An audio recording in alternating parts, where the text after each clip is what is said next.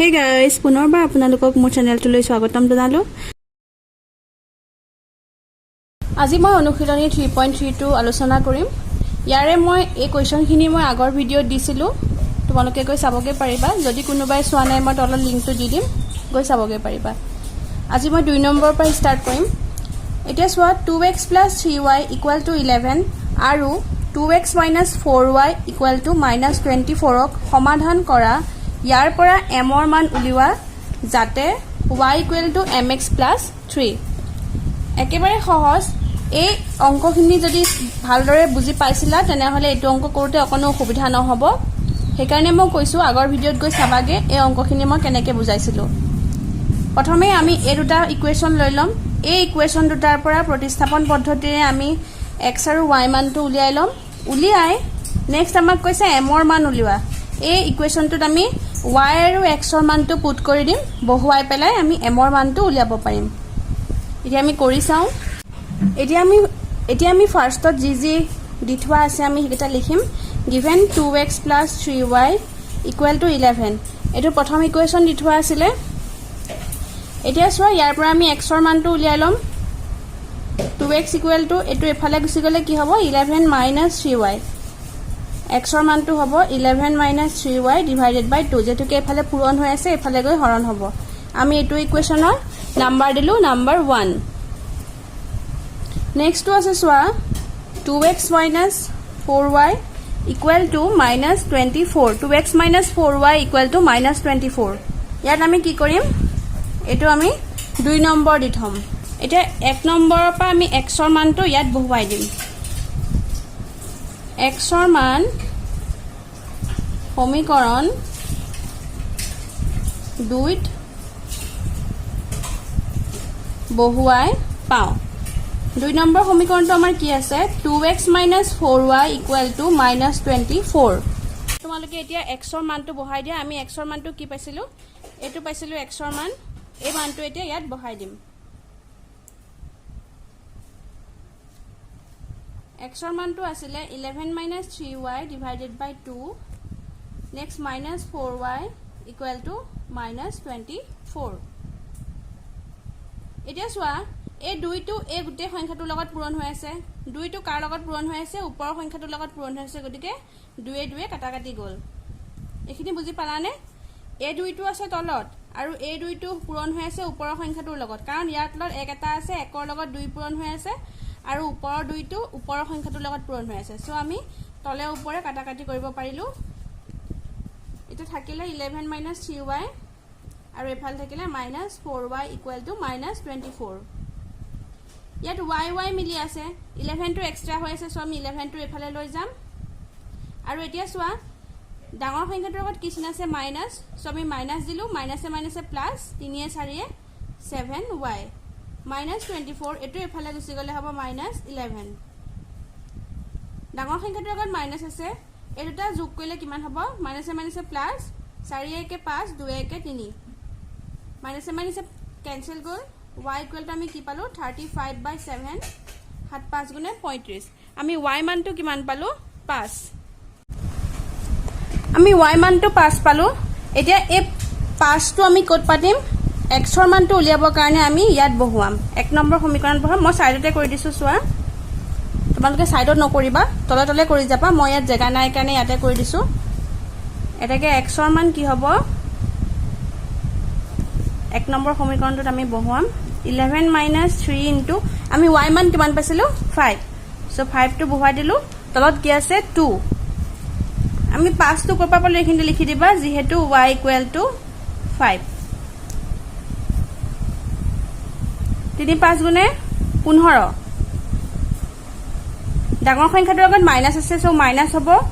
প্লাসে মাইনাসে মাইনাস 15 পৰা 11 বিয়োগ কৰিলে আমি পাম 4 -2। আমি ইয়াৰ পৰা কি পালো x ৰ মান আমি কি পালো 2 2 4 হৰণ কৰিলো 2 পালো। আমি x ৰ মান কি পালো এটাকে x ৰ মান কি পালো -2 আৰু y মান কিমান পালো 5। আমাৰ অংকটো এইখিনিতে শেষ হোৱা নাই। যেহেতুকে আমাক আৰু এটা কোৱেশ্চন সুধিছে লগতে ইয়াত কি কৈছে যে ইয়াৰ পৰা প্ৰথমে আমাক সমাধান কৰিব দিছে। আমি সমাধান কৰিলো x ৰ মানো পালো আৰু y মানো পালো।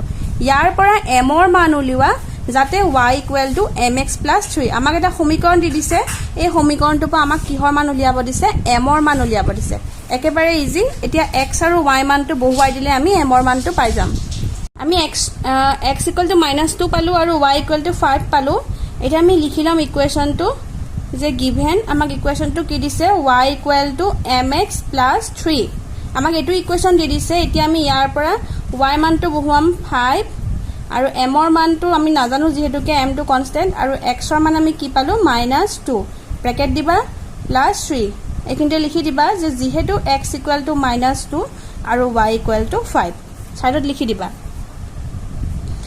এটা আমি সলভ কৰিম প্লাস এ মাইনাস -2m + 3 যেহেতুকে এফালে -2m আছে আৰু এফালে আছে 3 গতিকে 3 টো এফালে গুছি আহিব 5 - 3 = -2m পাছৰ পৰা 3 গলে আমি কি পাম 2 পাম -2m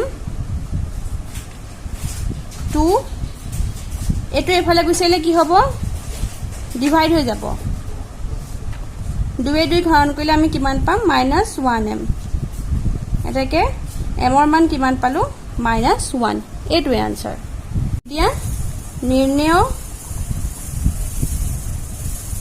m = -1 x ৰ মানটো লিখি দিব পাৰা x = -2 y = 5 এনেকেও লিখি দিব পাৰা এটোৱে এতিয়া চোৱা আমি অংকটো শুদ্ধ হৈছে না নাই কেনেকৈ চাও আমাক ইকুৱেশ্যনটো কি দি থোৱা আছিল y = mx + 3 এতিয়া y মানটো বহাই দিয়া 5 m ৰ মানটো আমি কি পালো -1 আৰু x ৰ মানটো আমি কি পাইছিলো -2 + 3 এতিয়া এইখিনি কৰিলে আমি 5 পাও না নাপাও চোৱা মাইনাসে মাইনাসে প্লাস 1 2 * 2 + 3 2 3 5 আমি পালো না দুই ফালে 5 তাৰ মানে আমাৰ অংকটো হৈছে শুদ্ধ নেক্সট কোৱেশ্চনলৈ আহা নেক্সট কোৱেশ্চনটো চোৱা 3 ৰ 1 টো দুটা সংখ্যাৰ কি কৈছে আমাক তলৰ সমস্যাবোৰৰ ক্ষেত্ৰত ৰৈখিক সমীকৰণৰ জোৰ সমাধান কৰা আমাক এনেকৈ এবাৰ সমীকৰণবোৰ দি থোৱা নাই আগৰ অংকত আমাক এনেকৈ সমীকৰণ দি থৈছিলে আমি x y বা s t u v এইবিলাকৰ মান উলিয়াবলগীয়া হৈছিলে কিন্তু এবাৰ আমাক এই সমীকৰণটো নিজে বনাব লাগিব আৰু সমাধানো নিজে কৰিব লাগিব তলৰ সমস্যাবোৰৰ ক্ষেত্ৰত ৰৈখিক সমীকৰণৰ জোৰ গঠন কৰা আৰু প্ৰতিস্থাপন পদ্ধতিৰে হিহতৰ সমাধান উলিওৱা প্ৰথম কোৱেশ্চনটো আছে চোৱা দুটা সংখ্যাৰ পাৰ্থক্য 26 আমাক কি কৈছে দুটা সংখ্যাৰ পাৰ্থক্য 26 এটা সংখ্যা আনটোৰ 3 গুণ হলে সংখ্যা দুটা উলিওৱা কি কৈছে প্ৰথম ইকুৱেশ্যনটো আমাক নিজে বনাব লাগিব প্ৰথম ইকুৱেশ্যনটো হ'ব কি দুটা সংখ্যাৰ পাৰ্থক্য 26 আৰু পিছৰ ইকুৱেশ্যনটোৰ কাৰণে আমাক হিন্টস কি দিছে যে এটা সংখ্যা আনটোৰ 3 গুণ এতিয়া আহিলে প্ৰথম পাৰ্থক্য মানেনো কি পাৰ্থক্য মানে হৈছে বিয়োগ সমষ্টি মানে হৈছে যোগ পাৰ্থক্য মানে হৈছে বিয়োগ তাৰ পিছত গুণফল বা গুণ মানে হৈছে পূৰণ আৰু ভাগ কৰা বা হৰণ কৰা মানে বুজিম আমি কি হৰণ এতিয়া প্ৰথমতে আমাক কৈছে দুটা সংখ্যাৰ পাৰ্থক্য 26 গতিকে আমি সংখ্যা দুটা ধৰি লৈছো x আৰু y আমি লিখি লম যে ধৰু সংখ্যা দুটা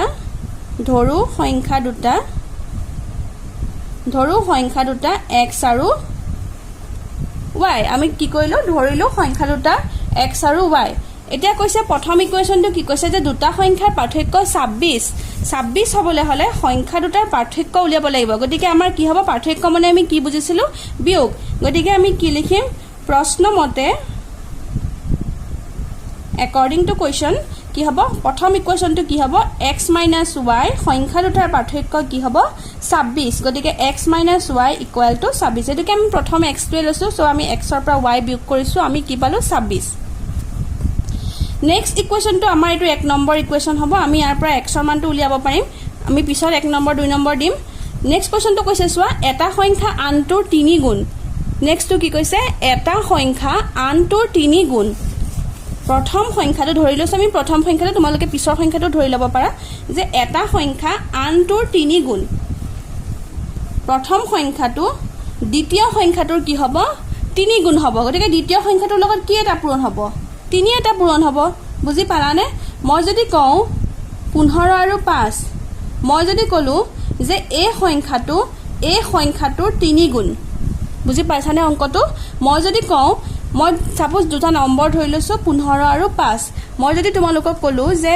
প্ৰথম সংখ্যাটো পিছৰ সংখ্যাটোৰ 3 গুণ তাৰ মানে কি বুজিবা ইয়াৰ লগত 3 পূৰণ কৰিবা নে ইয়াৰ লগত 3 পূৰণ কৰিবা obviously আমি এটোৰ লগতে 3 পূৰণ কৰিম হয় না নহয় যে এটা সংখ্যা আনটোৰ 3 গুণ তাৰ মানে আমি এই সংখ্যাটোৰ লগত 3 পূৰণ কৰিলো এতিয়া চোৱা ইয়াৰ পৰা আমি x ৰ মানটো পাই আছো গতিকে আমি এটোক 2 নম্বৰ দিলো আৰু এটোক 1 নম্বৰ দিলো আমি ইয়াৰ পৰা x ৰ মানটো উলিয়াব নালাগে যেহেতু কি আমি ইয়াতে x = 3y পাই আছো এতিয়া তোমালোকে x ৰ মানটো ইয়াত বহুৱাই দিয়া বহুৱাই দি প্লাই ইকুৱেচনটো কৰা সমাধান ওলাই যাব এতিয়া আমি লিখো x ৰ মান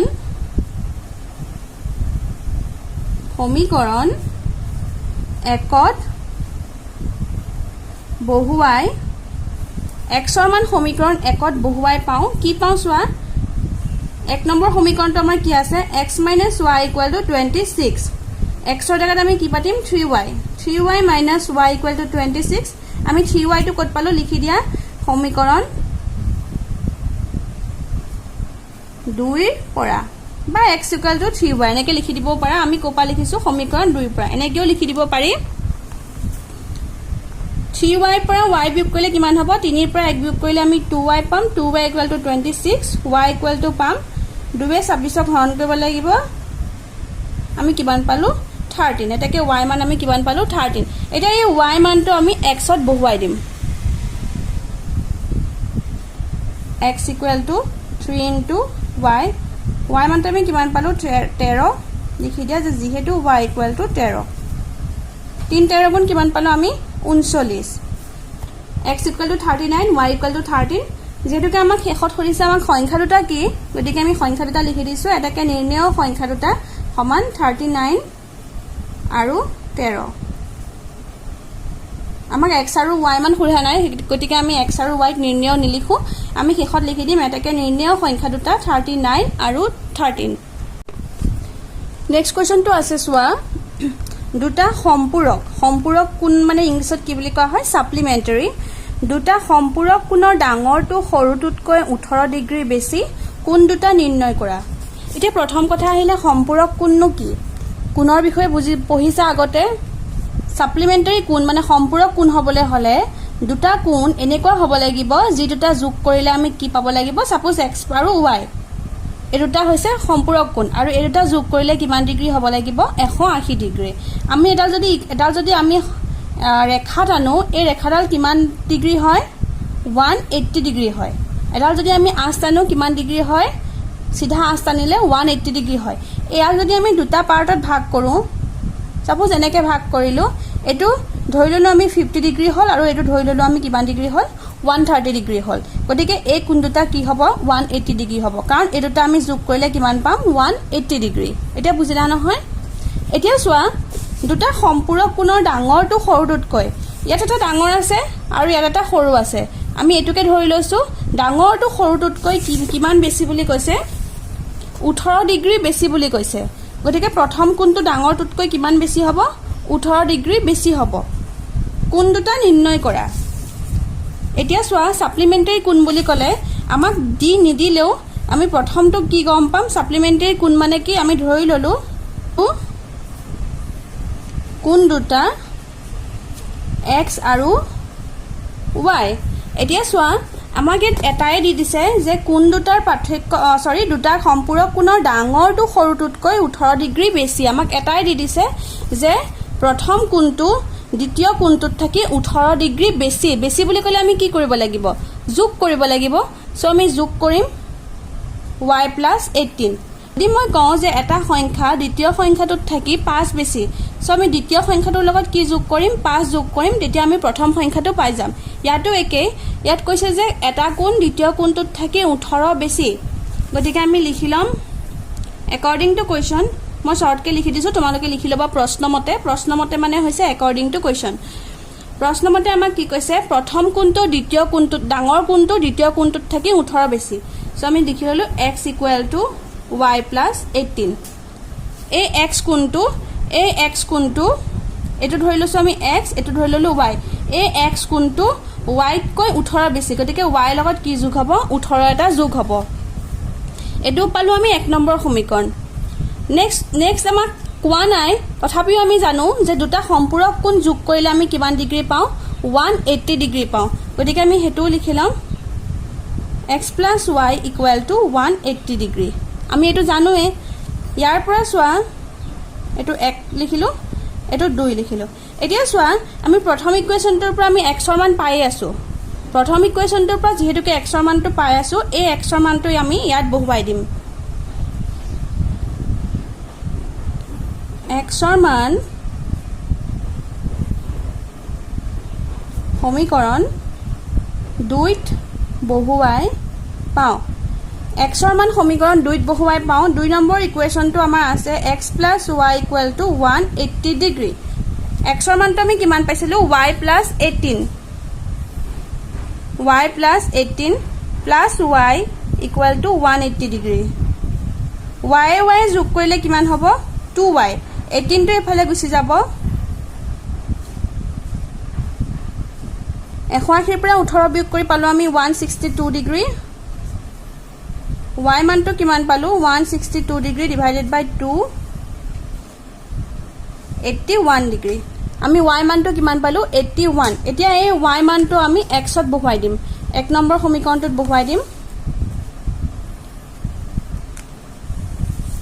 সমীকৰণ 1 টো আমাৰ কি আছিল x = y + 18 এতিয়া y জায়গাত আমি 81 পাতিলো প্লাস 18 y মানটো যেহেতুকে আমি 81 পাছিলো লিখি দিম যে যেহেতু y = 81 ডিগ্ৰী দুটা যোগ কৰা 8 * 1 = 9 8 * 1 = 9 99 ডিগ্ৰী পালো আমি x ৰ মান কিমান পালো 99 আৰু y মান কিমান পালো 81 ডিগ্ৰী এটাকে লিখি দিয়া